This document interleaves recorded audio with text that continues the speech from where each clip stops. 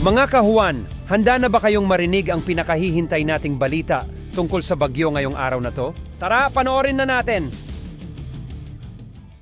Happy Friday po sa ating lahat. Patuloy pa rin po ang malamig at maulang panahon sa malaking bahagi po ng Luzon. Dulot po ng dalawang weather systems.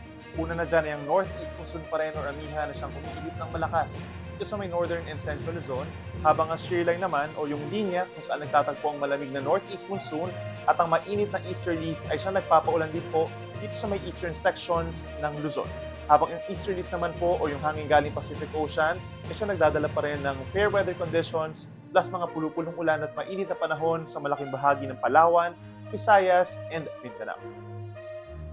Wala po tayong inaasahang bagyo na papasok ng ating Philippine Area of Responsibility hanggang sa matapos ang long weekend at inaasahan din po pagsapit hanggang katapusan po ng 2023, mababa din ang tsansa na magkakaroon tayo ng bagyo sa loob ng park.